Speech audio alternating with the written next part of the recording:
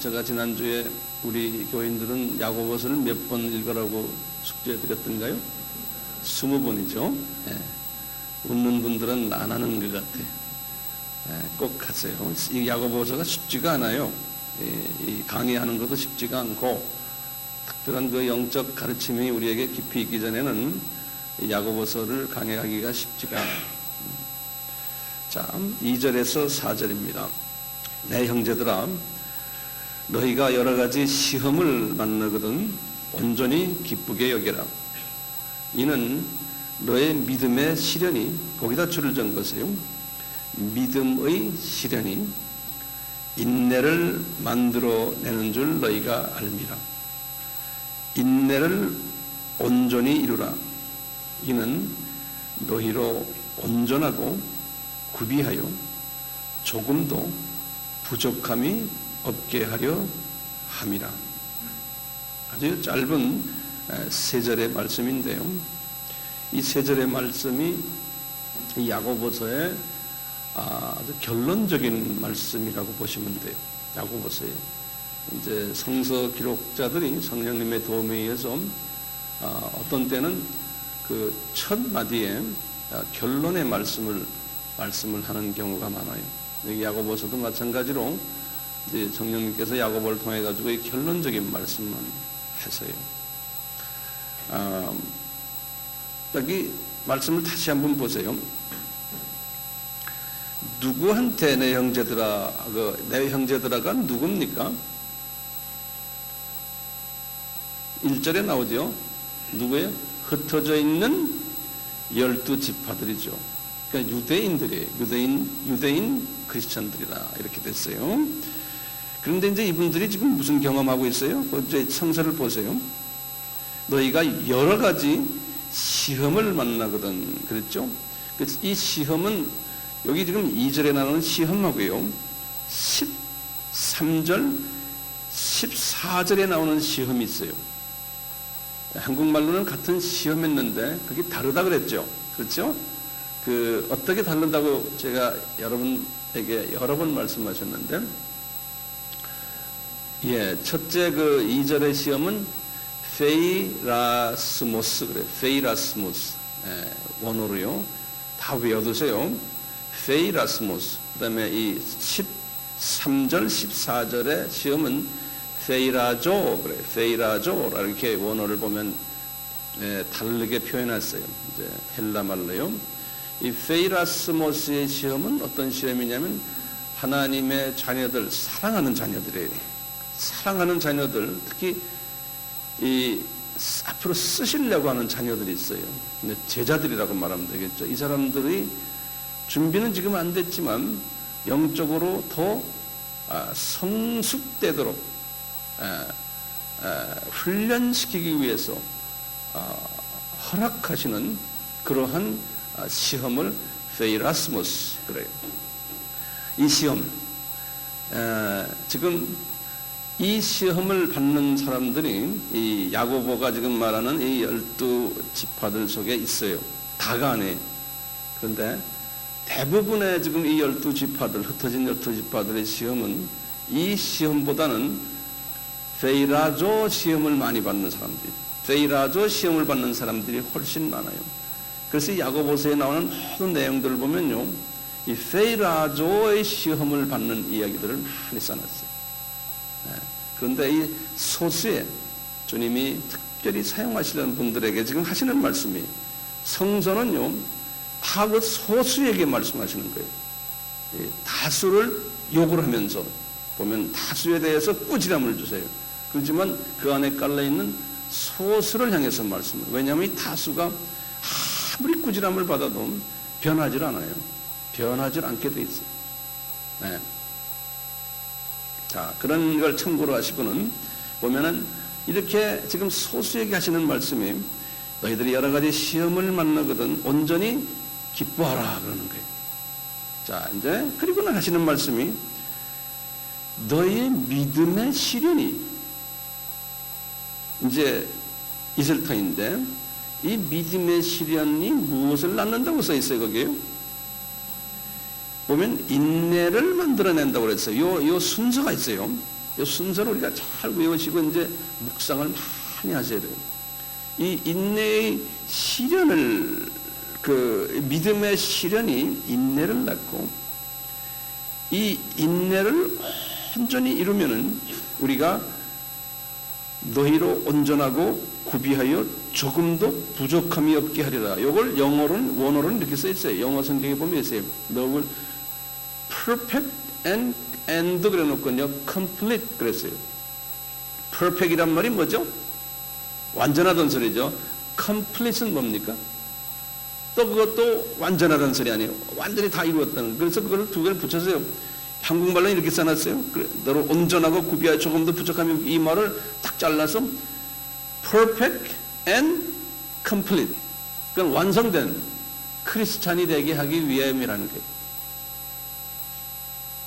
우리에게 이런 시험을 주시는 것이. 예? 근데 무슨 시험이에요? 여기서 지금 분명히 말해 믿음의 시련이라는 단어가 있어요. 요 말씀 줄을 더 건하라고 그랬죠. 요 단어가 굉장히 중요한 단어예요. 믿음의 시련이라는 단어예요. 요때 시련이라는 그 헬라어는 뭐라 썼냐면은 도키, 써놓으세요. 도키 미온 그랬어요. 도키 미온.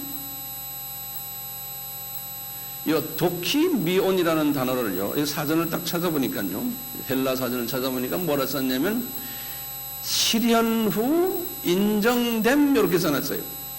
도키 미온이라는 단어가요. 그러니까 시련을 받는데 왜 시련을 받냐면 도키 미온이라는 단어에 뒤에 깔려 있는 내용이 인정시키기 위한 시련이에요. 예. 그러니까 미워서 하는 게 아니고요. 이 시련을 주어서 이건 됐다 이제. 예. 이제 합격이다. 그 소리를 듣게 하기 위해서 주는 시련이라는 소리예요. 이 도킴 미연이라는 요 뜻이요. 네. 그러니까 하나님이 사랑하니까 주는 시련이에요. 그렇죠? 예. 우리 다 이런 사람이 돼야 되잖아요.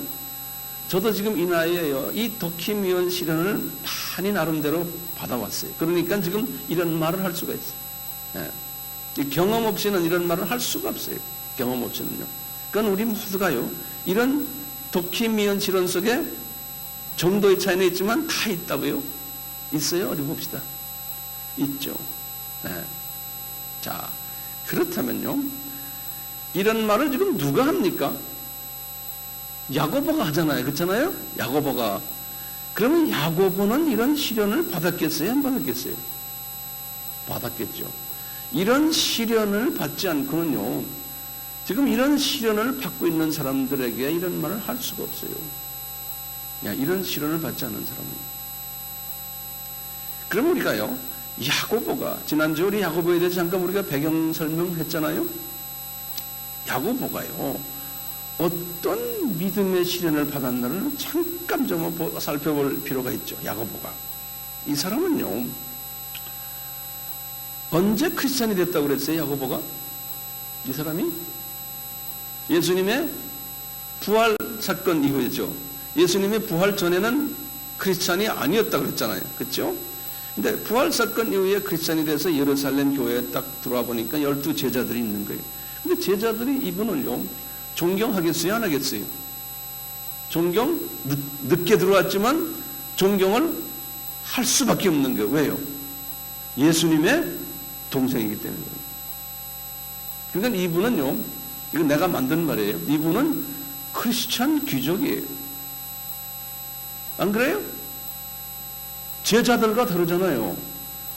예수님의 동생이에요. 그러니까 완전히 로얄 패밀리라고, 이분은요.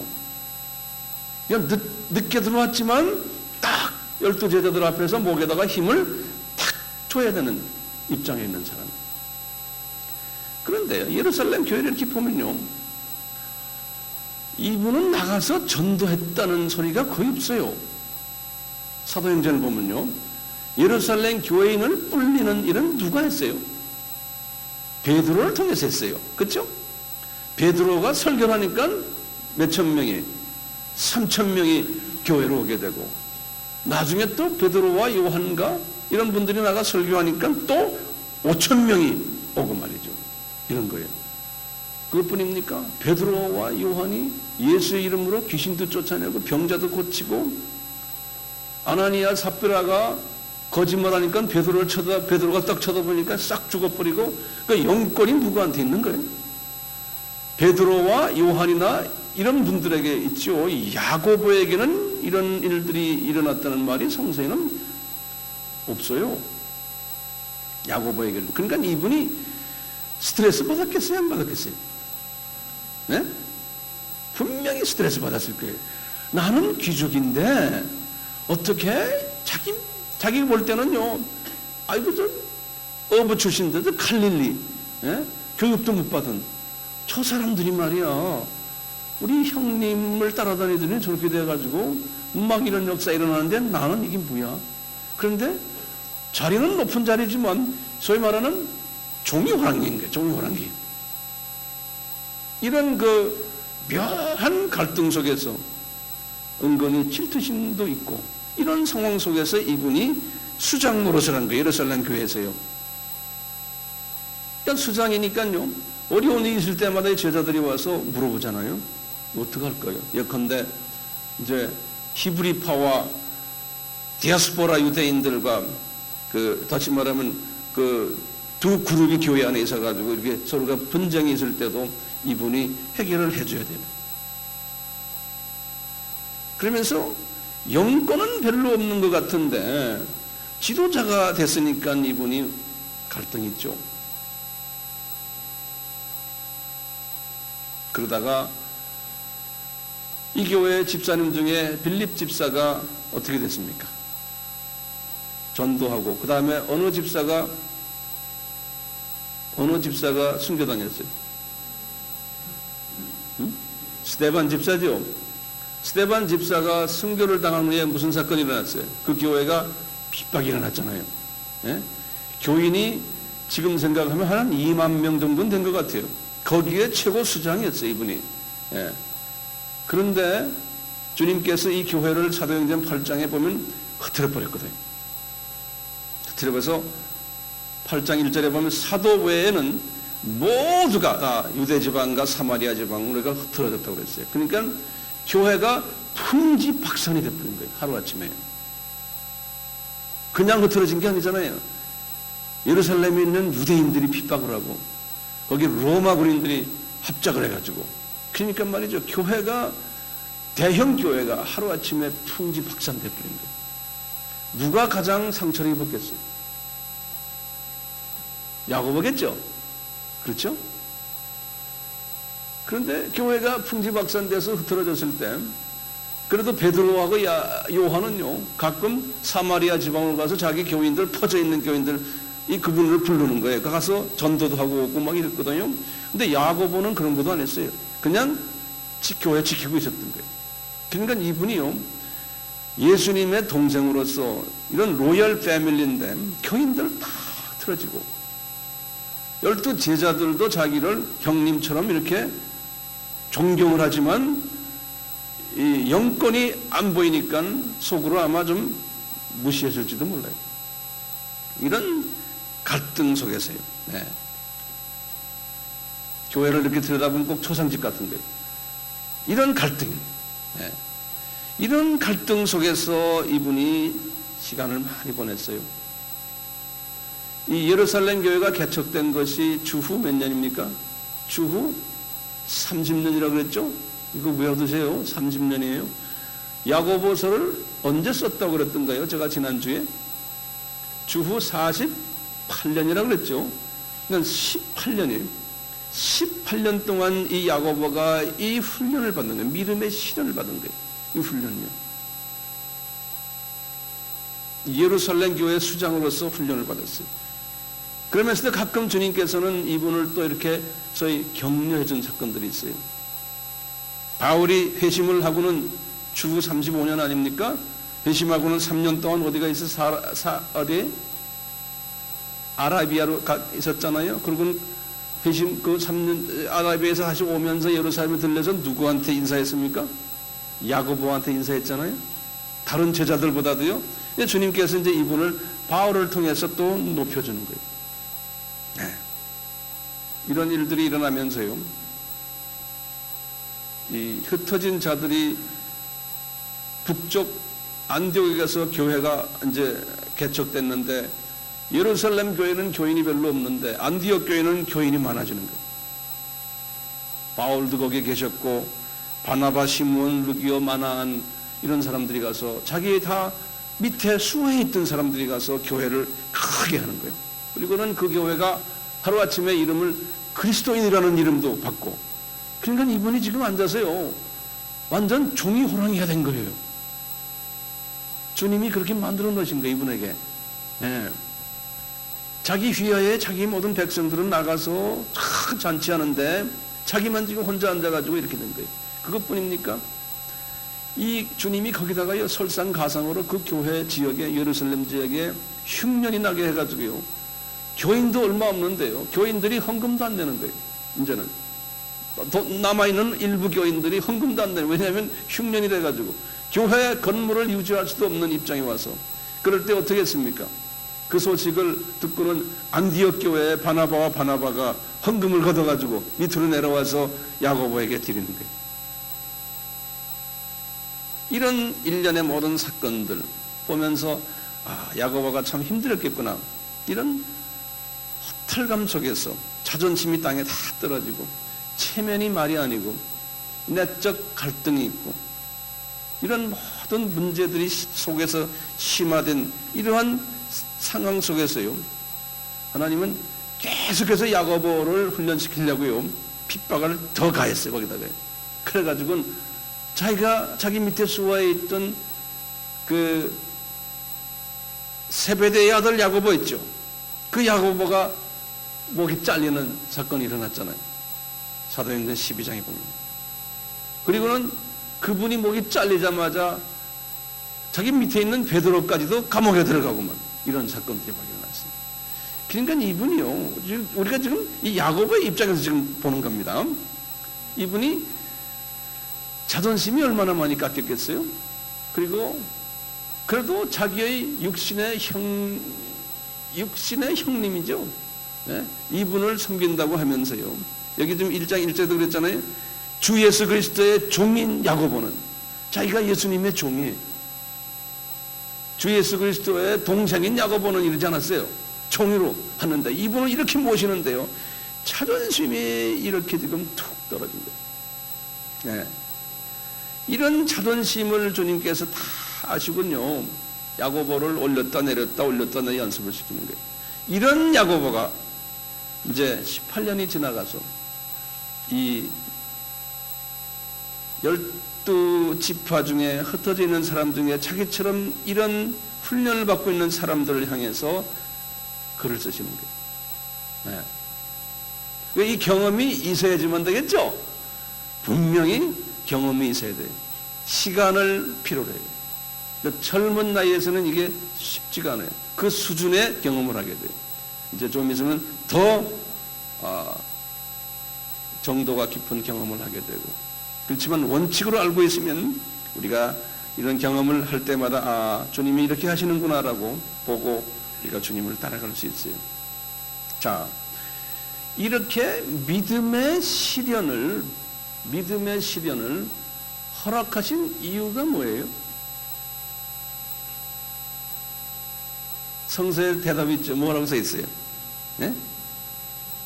왜 허락했어요? 분명히 그렇죠. 거기 써놨죠. 인내를 낳게 하기 위해서 그랬죠. 근데 그 인내라는 그 인내가 금방 오는 게 아니에요. 이제는 어떻게 돼서 인내를 생산하게 되느냐를 제가 말씀을 드리려고요. 그 말씀을 드리기 전에요, 먼저 우리가 굉장히 중요한 개념인데, 믿음이라는 개념을 우리가 분명히 알아야 돼요. 우리가 진부하게 믿음이라는 단어를 많이 쓰고 있어요. 우리가 믿음이 있다. 자, 그러면 이 시간에 제가요, 이 믿음이라는 그 정의가 뭐냐 이거예요. 두 번째요, 누구를 믿는다는 거예요. 믿음의 대상이 누구냐 이거예요. 세 번째는요, 믿음의 내용이 무엇이냐, 이 세 개를 분명히 알아야 돼요. 제가 뭐라 그랬어요? 믿음의 정의, 그 다음에 믿음의 대상, 그 다음에 믿음의 내용이, 이 세 개를 알아야 돼요.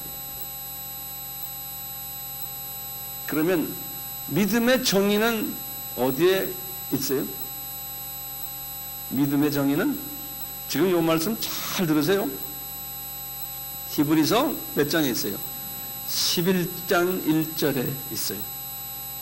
그리고는 그 믿음대로 살았던 사람들의 이름이 쫙, 이름과 어떻게 살았다는 내용이 히브리서 11장 전체에 있어요.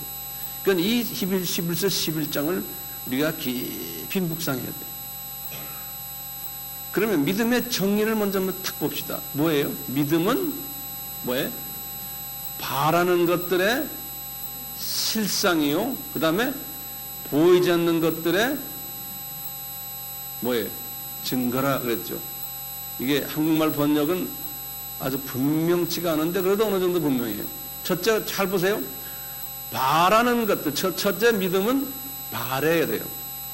네? 영어로는 the assurance of things that hoping for 그래서 hoping이라는 건 바란다는 소리죠. 근데 assurance 그러죠.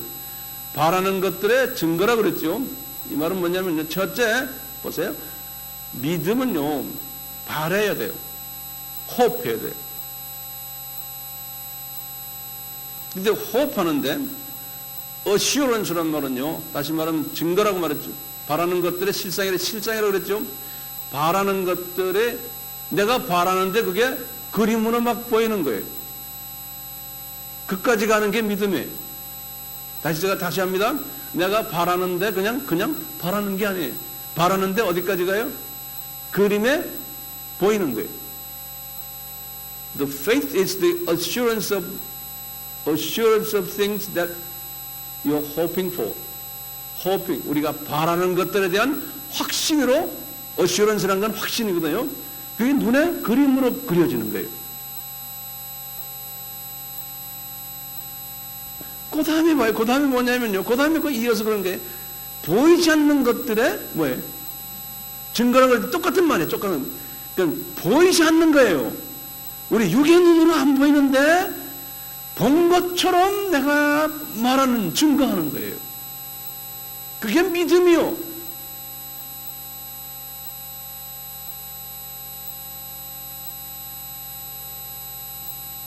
우선 이렇게 놓고요. 잊지 마세요. 우리가 지금 믿음의 공동체의 사람들이에요. 그런데 우리가 지금 이런 부분이 우리는 굉장히 약해요. 자, 두 번째, 이 믿음의 대상은 누굽니까?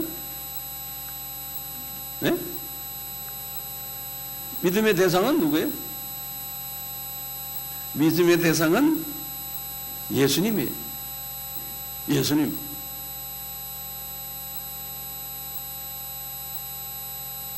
그래서 예수님을 믿음의 주요 그랬어요. 믿음의 주요. 우리는 예수님을 믿음의 대상으로 보는 거예요. 그러면요, 믿음의 대상은 예수님의 정체성을 우리가 매일 묵상해야 돼요. 뭡니까? 예수님의 정체성. 예수님은 신이시다. 예수님은 완전한 인간이시다. 내가 천천히 말해요. 일일이 다 적으셔야 돼. 우리가 기독론에서 다 했지만요. 예수님은 구약에도 계신 예수님이었다. 창세전부터 계신 그것을 예수님의 선제성이라고 제가 말씀했어요. 예수님은 신약 때만 계신 예수님이 아니고 그 전에도 계셨다. 선제. 영어로는 pre-existence. 예수님이 계셨다. 이걸 우리가 묵상해야 돼요. 예수님은 영원하신 하나님이시다.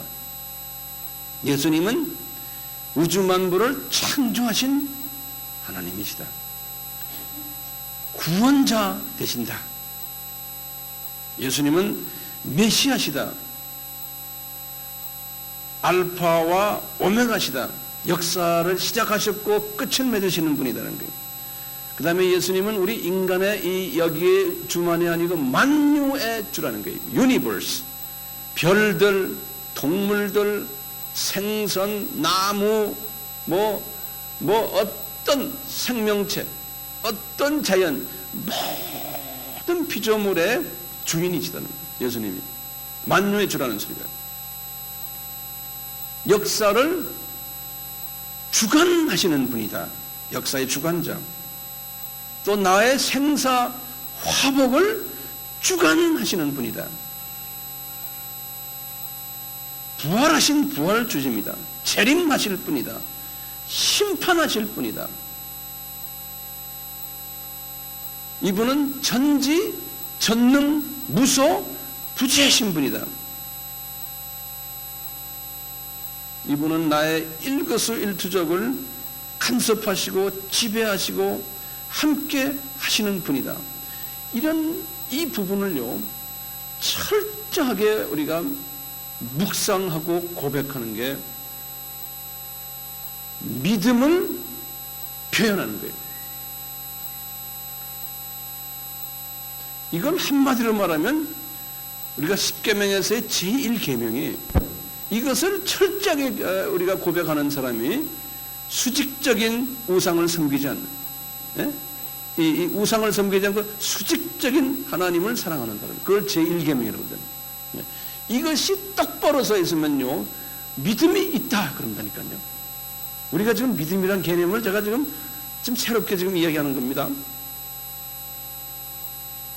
믿음이 있다 그런 거예요. 예. 자, 믿음의 정의가 뭐였어요? 믿음은 보이지 않는, 보이지 않는 것을 바라는 거죠. 그러니까 예수님이 안 보이잖아요. 그 예수님을 내가 바라고 그 예수님을 내가 쳐다보는 거예요. 그리고 이분이 그냥 예수님만 쳐다보는 게 아니잖아요. 이분이 창조주시다. 이분이 만유의 주 되신다. 이분이 역사의 주인이시다. 이분이 창조주시다. 이분이 완전한 인간이시다. 이분이 알파 오메가 되시다. 지금 말씀하는 이걸 묵상하면서 예수님을 쳐다보는 거예요. 이런 사람이 믿음이 있는 사람이에요. 그리고 이분이 역사를 주관하시고 계시다. 이것을 내가 역사를 주관하시는 것을 내가 보는 거예요. 믿음은 보이지 않는 것들의 증거라고 그랬죠. 예수님이 지금 이 세상을 주관하고 계시다는 걸 내가 보는 거예요. 그리고 인정하는 거예요. 그걸 자꾸 고백하는 사람이 믿음이 있는 사람이에요. 우리는 지금 예수님 중심으로 이야기하는 거예요. 예? 이런 믿음이 겨자씨만큼만 있으면 어떻게 한다고 그랬어요? 산을 옮긴다고 그랬잖아요. 예. 왜 산을 옮기는데 누가 내가 옮깁니까? 아니죠. 예수님이 옮기시기 때문에 그런 거예요. 예. 내가 옮긴다고 생각하면 안 되죠. 그 예수님과 내가 연합이 되어 있으면요, 그렇게 된다는 거예요. 무엇을 믿는 겁니까? 그럼 세 번째, 이런 분이시라는 걸 믿는 거예요. 자, 그래서요, 무엇을 믿는가 우리 보았어요. 이제 히브리서 11장에 거기 나오는 믿음을 실천했던 사람들을 이렇게 쭉 보면요, 거기에서 답이 나와요.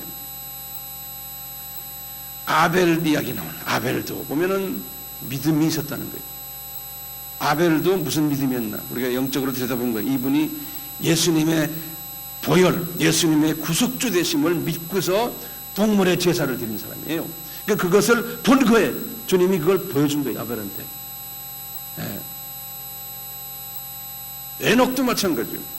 에녹도 다 이 제1계명에 충실했던 사람이에요. 에녹이 매일 하나님과 동행했다고 그랬거든요. 이분이 하나님과 에녹이 동행했다고 그러잖아요. 동행했기 때문에, 동행했다는 건 지금 예수님과 동행했다는 소리거든요. 그러니까 24시간 예수님과 동행하면서 예수님의 이런 부분에 대해서 고백했다는 거예요, 에녹이요. 그래서 에녹한테 이야기하실 때 11장에 그랬잖아요. 믿음 없이는 하나님을 기쁘게 못하나니 하나님께 나아가는 자는 그가 계신 것과, 그 다음에 뭐라고 썼냐면요, 또한 그가 자기를 찾는 자들에게 상 주심을 주는 사람이라는 그러한 분임을 믿어야 된다는 거예요. 그러니까 에녹이 그랬다는 거예요. 그러니까 에녹은 예수님이 이런 분이구나. 거기에서 한 단계 더 나가서 뭘 믿었어요? 이제 천국에 가면은 자기에게 상을 줄 것을 믿었다는 거예요. 네, 예수님이 상 주시는 분이라는 걸 철저하게 믿었다는 거예요. 그래서 에녹이 들림 받았잖아요. 그래서 이 들림은 오늘날 물 심판 전에 이 사람이 들림 받았는데, 우리가 이제 불의 심판 7년 환란 전에 들림 받는 사람들은 에녹 같은 사람이 들림 받는 거예요. 이거 예표로 보여준 거거든요. 들림 받는 사람이 예표. 아무나 들림 받는 게 아니잖아요. 에녹 같은 사람이 들림 받는 거예요. 그러니까 이 믿음에 대한 그 대상이 뚜렷했고, 그 다음에 막연하게 그냥 그분이다가 아니고 이분을 이렇게 우리가 가까이 섬기면은 천국에 가서 상을 받는다. 천국은 계급사이기 때문에 내가 천국에서 높임 받는다라는 에녹과 같은 믿음 우리가 가질 필요가 있는 거예요. 막연히 예수 믿는 게 아니거든요. 네. 분명한 동기가 부여진 거예요.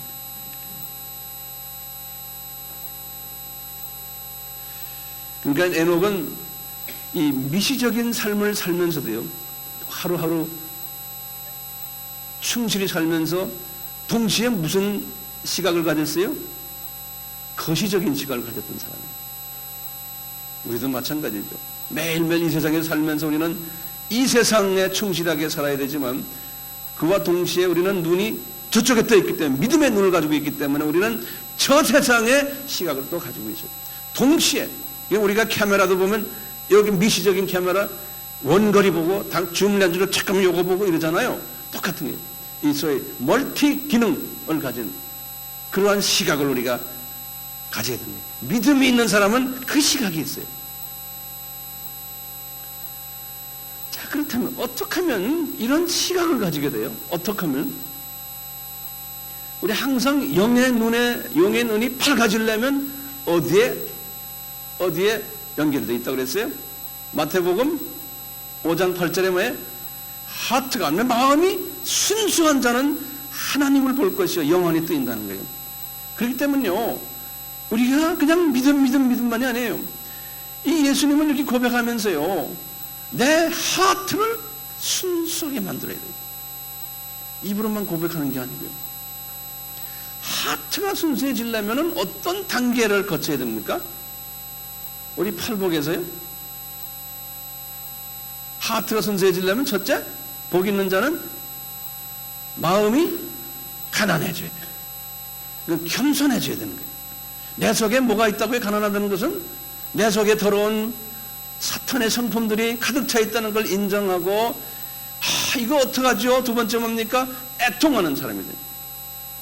그 다음에 세 번째가 뭡니까? 애통하게 되면 어떻게 돼요? 온유하게 된다고 그랬죠. 네? 이 야생마가 가축이 돼서 예수님의 말을 잘 듣는 온유한 사람은 그 다음에 뭡니까?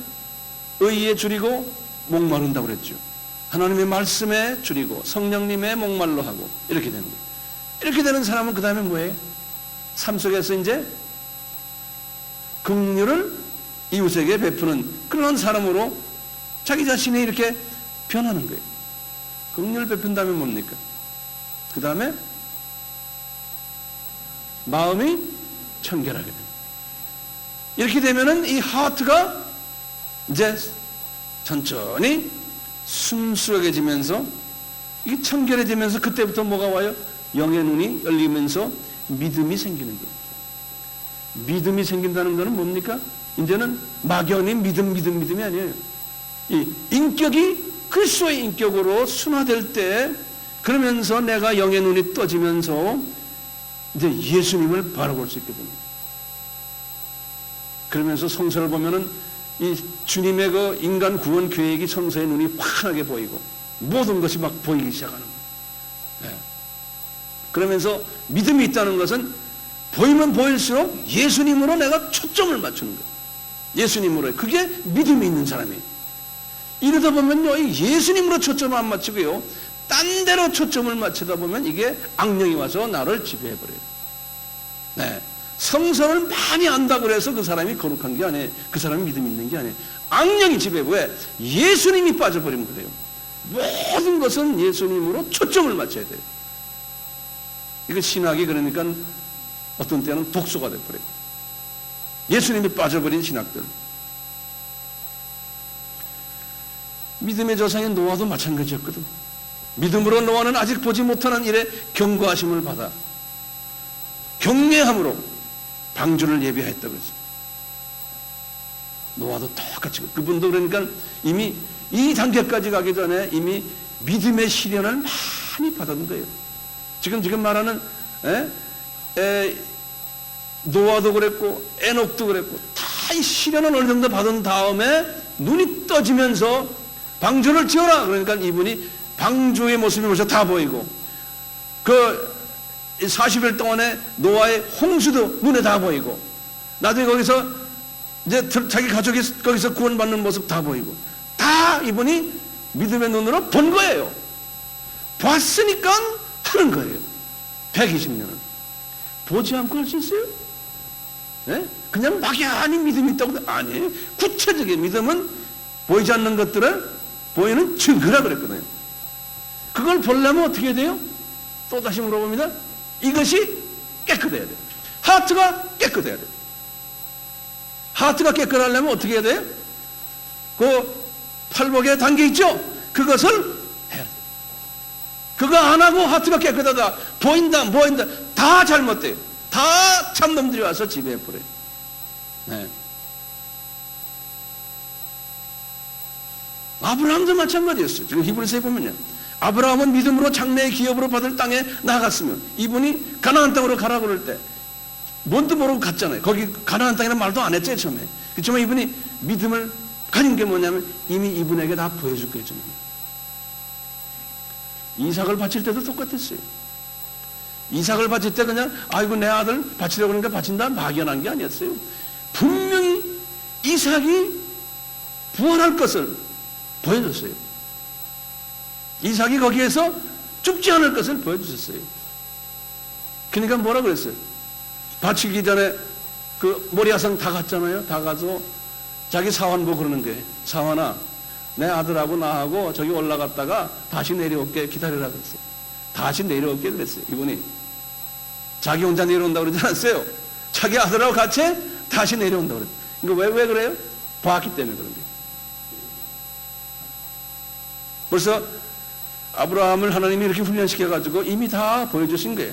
너 가서 이것만 해라 가서 하면 아들 안 죽인다. 아들이 살아서 오는 걸 다 보여주신 거예요. 그러니까 이 사람이 마음껏 한 거예요. 믿음을 가지고 봤기 때문에.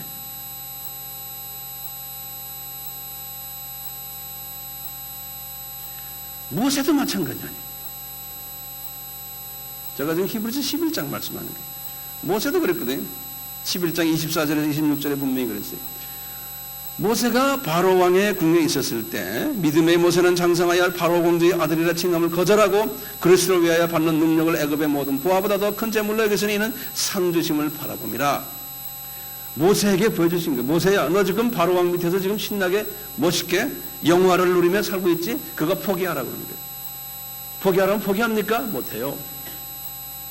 그런데 다 상주신 것까지 미리 어떻게 할 것을 다 보여주신 거예요. 그러니까 이분이 탁 놓을 수가 있었어요.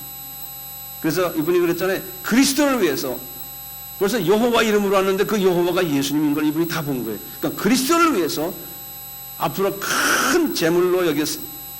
지금 자기가 여기 사는 이것보다도 그리고는 상주심을 자기가 보았다는 거예요. 그러니까 믿었다는 거예요. 시각의 변화가 하루아침에 오는 것이 아니고 쉽게 오는 것이 아니고 이런 훈련을 통해서 하트가 깨끗해집니다. 그러니까 이분은 예수님에 대한 그 철저한 믿음이 있었고 제1계명, 제2계명은 자기 민족을 사랑하는 그것까지 이분은 다 갖고 있었어요. 왜냐하면 보았기 때문에 그런 거예요. 그러니까 했어요 그렇게. 그러니까 구약에 있는 모든 선지자들도 다 그랬다고 하면서 11장이 그런 거예요. 기생 라합도 그랬다는 거예요. 그러니까 기생 라합, 기드온, 바락, 삼손, 입다, 다윗, 사무엘 모든 선지자들이 다 믿음으로 더 좋은 것을 바라보며 이렇게 했다는 거예요. 네. 그러니까요, 믿음의 정의는 분명해졌어요? 네? 막연한 게 아니에요. 이 믿음은 그러니까 하루아침에 생기는 게 아니에요. 믿음은 부단한 그 훈련을 통해서 내가 낮아짐으로, 그러면서 주님께 의지할 때, 갈 바를 모르는 그러한 상황 속에서 주님께 의지할 때 내 속에 있는 쓴뿌리가 제거되면서 내 속사람이 성화되면서 생겨나는 그것이 믿음이에요. 네. 그래서 지금 야곱이 자신도 이 과정을 경험했기 때문에 야곱이 지금 이 흩어진 12제자 중에 특별한 제자들 사람들에게 하는 소리가, 얘들아, 너희들 이런 시험 페이라스모스가 너희들에게 있는데 이것은 굉장히 좋은 사인이다. 온전히 기뻐해라는 거예요. 그렇죠? 그러면서 이 믿음의 시련이 이제 때가 되면 인내를 낳게 하겠다는. 왜 인내를 낳아요? 인내의 원천이 뭡니까? 우리는 이 세상에 사는 것이 이것이 다가 아니라는 걸 알기 때문에, 네? 저쪽에 소망이 있기 때문에 그런 거예요. 그래서 고린도전서 13장에 그랬어요. 제일 뭐가 나옵니까? 믿음, 그런즉 믿음, 그 다음에 사랑, 소망에 믿음이 있으면 그 다음에 소망이 있는 거예요. 왜 그래요? 믿음이 뭐예요? 믿음이 우리 영화 보는 것처럼 앞이 다 보이는 거예요. 그렇죠? 그러니까 소망이 생기는 거예요. 우리는 천국에 간다. 거기서 우리 그렇게 살 거다. 예? 다 보이니까 소망이 따라오는 거예요. 그 소망이 있으니까 내가 이웃을 무조건 사랑해 줄 수 있는 거예요. 예.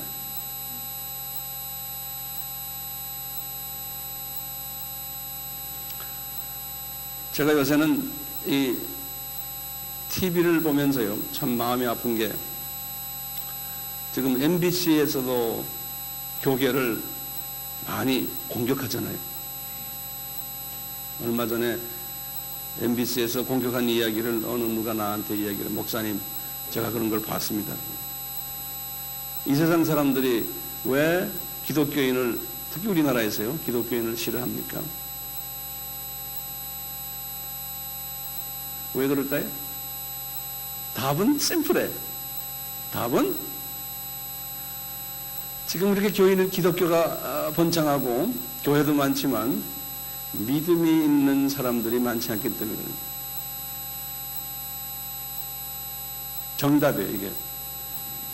믿는 자가 믿음이 없어 그래요. 그러니까요, 믿음이란 거는 우리는 저 세상을 향해서 사는 사람들이 아닌 거예요.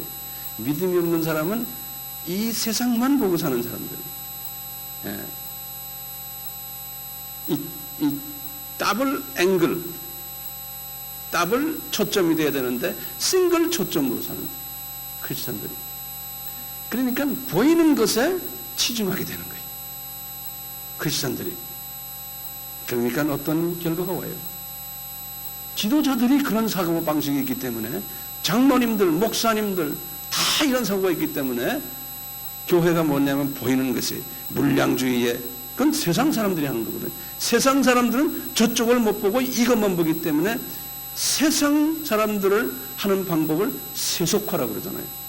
우리가 기독교가 세속화됐다는 건 뭐냐면 보이는 것에만 세상 사람들이 가지고 있는 시각에 따라가는 것을 세속화됐다고 그러잖아요. 이해되세요? 지금 보세요. 왜 교회들이요 대형화됩니까? 그게 세속화요. 세상 사람들은 큰 것을 좋아해요. 대형화되니까 이런 문제들이 일어나는 거예요. 신약의 예수님 당시의 교회들은 대형화된 예루살렘 교회를 흐트러 버렸어요. 왜? 사람은 커지고 대형화되고 커지고 유명해지면 변질되게 돼 있어요. 왜냐? 눈이 이 땅에 가게 돼 있어요. 그건 사람이에요, 사람. 그러니까 예수님도 창조주시지만 인간으로 오셔가지고 눈을 이 땅에 두지 않고 저 땅에 두신 거예요. 그래서 제자들 보고도 너희들도 전부 눈을 이 땅에 두지 말고 저 땅에 두라는 거예요. 그래서 전부 믿음의 시련을 겪게 했어요. 그게 사랑의 사인이. 그럴 때 즐거워하라 그랬잖아요. 바울도 마찬가지예요. 바울도 대형교회 목사님이 아니었어요. 바울도 자기 교회 제대로 하나 갖고 있질 않았어요. 그냥 떠돌이 생활하는 사람이에요. 떠돌이 생활. 네. 다시 봐요. 물량주의 하나하나 적으세요. 형식주의, 남한테 인정받으려고 형식, 남한테 과시하는 과시주의, 대형주의, 인기주의, 이 세상에서 돈 많이 벌으라고 기복주의, 그렇기 때문에 경쟁주의, 유행 추구하는 주의, 세상 사람들 하는 식이고요. 그래야지만 우리도 교인 많이 모인다는 거예요. 세상 복주의, 팔복주의가 아니에요. 세상 행복주의, 전부 다 눈이 여기 와 있는 거예요. 세상 성공주의.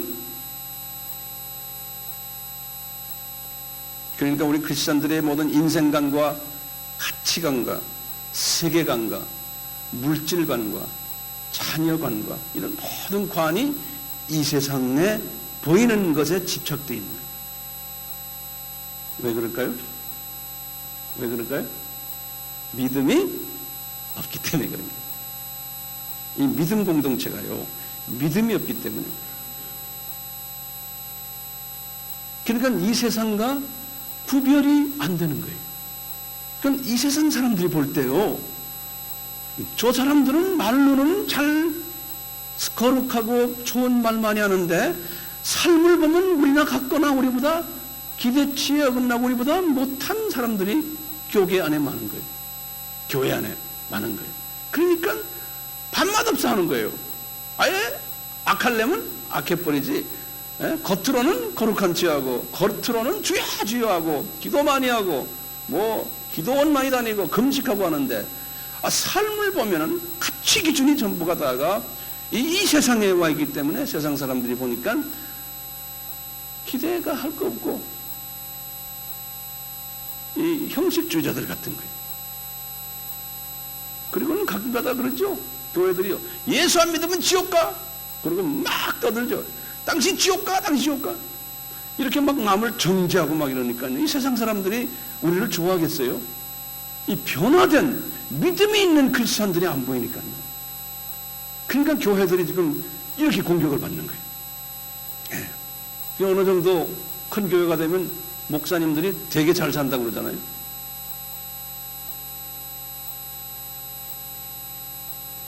제가 이렇게 신학교에서 신학생들 이렇게 가르치다 보면요, 공공연하게 말하는 게 있어요. 신학생들, 요새 신학생들이 뭐냐면, 그저 졸업하고 교회 개척을 해서 한 300명만 모이게 해라. 그러면 웬만한 대기업의 이사급이 된다 이런다고. 냉장고 교회에서 다 태워주고 차 다 사주고 아이들 대학까지 교육 다 시켜주고 교회에서, 예? 뭐 보험 다 돼 있고 뭐 다 돼 있고 다 돼 있고. 그러니까 그때까지만 죽어라고 교인 늘려라는 거예요. 이 사고방식이 꽉 차 있어요. 그럼 무슨 사고방식입니까? 이 세상 사고방식으로 쌓여 있어요. 그러니까 교회들이 말이죠, 제가 지금 말하는 다가 그렇다는 게 아니에요. 예? 예. 근데 교인들도 그 사고방식에 묻어요. 예. 이 교회 저 교회하고 이런 완전히 같은 교단이라도 원수같이 지내고요, 가까이 있으면 서로 교인 싸움하는, 교인 뺏어오느라고.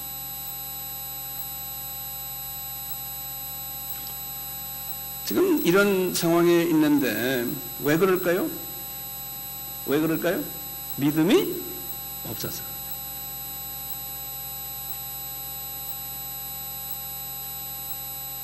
좀 봅시다. 믿음이 없는 사람 누군가? 믿음이 없으니까요, 웹사이트에서 지금 교회 크리스천들을 공격하는 거예요. 크리스천들은 탈세도 하고 목사님들 세금도 안 내고 막 공격하잖아요 지금요. 크리스천들은 거짓말도 잘하고 잘 속이고, 교회들이 각자가 가지고 있는 이기주의가 있고 허세 부리고, 아까 제가 말한 거예요. 가짜들이 많고, 우리 목사들도요 가짜 박사 엄청나게 많아요. 오늘 기독교 신문 보니까 목사들 박사 받은 이 80%가 다 가짜라는 거예요. 세상 사람들도 지금 가짜 얼마나 많습니까? 대학에 지금 가짜 지금 학위 그 이야기하잖아요. 교계에 그게 심해요. 미국의 유학 별로 가지도 않고 영어를 잘 하지도 못한 사람이 다, 대부분이 아니죠. 많은 사람이 다 박사학위 받고요. 어떤 사람은요 2년 사이에 철학 박사 PhD 받고 또 무슨 박사 2년 사이에 그거 어떻게 다 받습니까? 명함에다 다 달고 다니고요. 인도 가면요 그런 목사들 세고 셌어요. 다들 돈 주고 그렇게 받아요. 미국 학교들이 그렇게 해가지고 한국 사람 상대로 돈벌이 엄청나게 합니다. 한국이 봉이에요, 봉. 네. 앞으로 더 많이 받을 거예요. 한국 교회가 교인들 헌금 많이 내니까요. 네? 그거 가지고 목사님 박사학위 그렇게 다 받게 하고요. 그 다음에 또 박사학위 받았다고 프랑카드 붙이고는 또 감사 예배까지 드려요. 그러니까 우리 주님이 기뻐하시겠어요? 이 세상에 다 가 있는 거예요. 이 세상에 가 있으니까요. 목사님이 박사학위 받은 걸 감사하게 되는데 그거 다 엉터리로 받은 걸요. 그래갖고 좋다고 하나님 감사합니다. 뭐 어쩌고 저쩌고 하는 거예요. 이게 되겠습니까? 이게 왜 그렇습니까? 믿음이 없어 그런 거예요. 제가 이렇게 미안합니다. 오늘 좀 심한 말해서요. 믿음이 없어 그런 거예요. 저 세상에 대한 믿음이 없는 거예요. 야고보서에 보면은 이 흩어진 12지파들의 모습들이 이랬다는 거예요. 그래서 야고보서를 제가 20번 읽으라고 부탁드렸잖아요. 읽으면서 보세요. 그 안에 흩어진 주님 복음 때문에 흩어져서 딴 나라에 가서 복음을 전하는 사람들인데 그 안에 문제투성인 거예요. 왜 문제투성이겠어요? 믿음이 없기 때문에. 왜요? 이 하트가 순수해지지 않았기 때문에. 하트가 순수해지면은 이 시각이 열리면서 저 세계가 보이는데 그것이 안 돼서 그런 거예요. 문제는 나빠서가 아니에요. 하트가 피오해져야 되는 거예요. 이 마음이 순수해져야 돼요. 마음이 순수해져라고 페이라스모스를 허락하시는 거예요. 그러니까 이 페이라스모스를 허락받았을 때 어떻게 하라고요? 너희들은 기뻐하라. 환호성을 일으키는, 환호성을 부르면서 할렐루야 하라는 거예요. 자, 남의 이야기는 그만하고요. 우리 이야기 좀 해봅시다. 우리도 이 믿음의 시련을 받고 있어요. 저도 받고 있어요. 이제 주님 만날 때까지 계속 받을 것 같아요. 우리에게 이 믿음의 시련은 눈에 보이는 이 우리 삶 속에서 이제 시련을 주잖아요. 우리가 믿음의 시련이 이제 우리에게 이제 오고 있는데 이걸 어떻게 받느냐에 그러면서 왜 나한테 주시는가? 그걸 우리가 분명히 알고 그 목적을 알고 그 목적대로 살면 돼요. 어떤 분들은 재물의 시련이 있어요. 물질 때문에 시련이 있어요. 주님은 이런 페이라스모스를 주세요. 재물의 시련 페이라스모스. 어떤 분은 이게 평생 해결이 안 될 수도 있어요. 죄송합니다. 평생 안 된다고 그랬어요. 안 돼도 괜찮아요. 이걸 받으시면서 엔조이 하세요. 네? 주님 안 줘도 됐습니다. 이걸 통해서 내 마음이 더 가난하게 해주시고 나의 이 하트가 더 순수하게 만들어주세요. 어떤 사람은 건강 문제가 있어요. 그놈의 건강 별난 약을 다 먹어도 안 되고 별난 거 다 해도 안 돼요. 바울도 그런 게 있었잖아요. 그 육신의 가시죠. 네 은혜가 그걸로 족하다. 어떤 사람은 신앙적인 문제도 있어요. 가족들이 핍박을 해요. 예수님 때문에. 어떤 분들은 자녀들 문제가 있어요. 나는 이렇게 열심히 하고 뭐 하는데 왜 내 자녀들이 이렇게 말을 안 듣습니까? 어떤 사람은 그걸로 평생을 가야 되는 경우도 있어요. 나의 믿음의 시련을 주님께서 나를 더 순수하게 만들기 위해서 부부 문제가 있는 사람도 있고 어떤 사람은 외로움의 고통, 좌절의 고통, 자존심 상처를 받는 고통, 거절감을 항상 가지고 있는 소외감.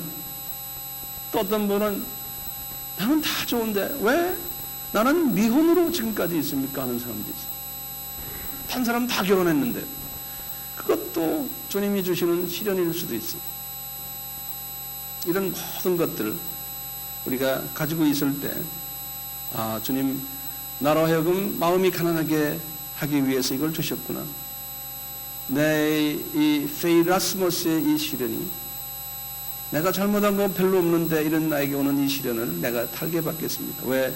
주님이 나를 사랑하시기 때문에 나의 이 하트를 예수님의 마음으로 변화시켜주기 위해서 내가 영의 눈을 뜨게 하시고 믿음의 눈을 뜨고서 이 세상을 보고 믿음의 눈을 뜨고서 저 세상을 보는 그러한 사람 되게 하기 위해서 주님이 나에게 이걸 주시는군요.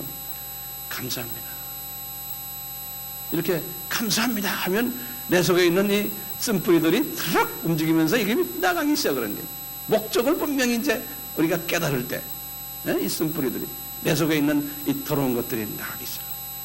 그러면서 눈이 떠지면서 그 다음에 뭐가 옵니까?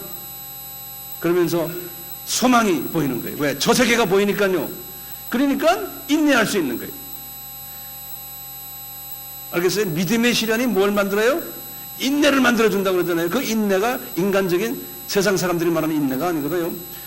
저 세계가 큰 것이 보이니까 자그마한 요것들은 요건 그냥 짜부라기들이야. 그러니까 내가 이것을 이 짜부라기들을 이길 수가 있는 거예요.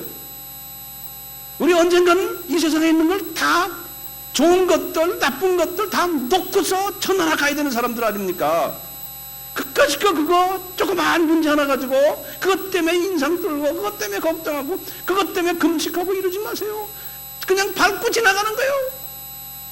그러면서 저 세상만 보고 가는 거예요. 왜? 언젠가는 다 놓아야 돼. 내 사랑하는 자녀도 다 놔야 되고 내 파트너도 놔야 되고 재산 다 놓고 가야 되잖아요. 저 세계가 딱 보이는 사람은 지금 이거 있는 거 그냥 가지고 내가 마음껏 그냥 쓰고 주님의 영광을 위해서 내가 사용하는 것뿐이에요. 안 그래요?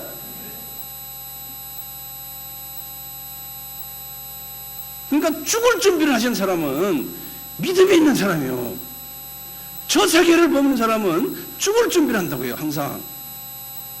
그럼 오늘도 주님 나가 또 숨을 쉬는군요. 감사합니다. 그렇지만 언젠간 내가 숨을 거둬야 된다고 했잖아요. 이 소망을 가지는 사람은 참을 수가 있는 거예요. 그러니까 인내를 온전히 이룰 수가 있는 거예요. 인내를 온전히 이루는 사람은 나중에 이제 제가 다음 시간에 말씀하겠지만 지혜로운 사람이라고 했어요. 그러니까 이 지혜를 간구하는 거예요.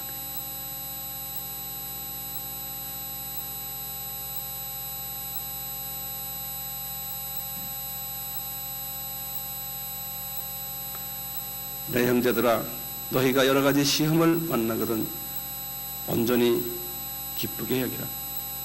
이는 너의 믿음의 시련이 인내를 만들어내는 줄 너희가 알미라. 인내를 온전히 이루라. 이는 너희로 온전하고 구비하여 조금도 부족함이 없게 하려 함이라. 아멘.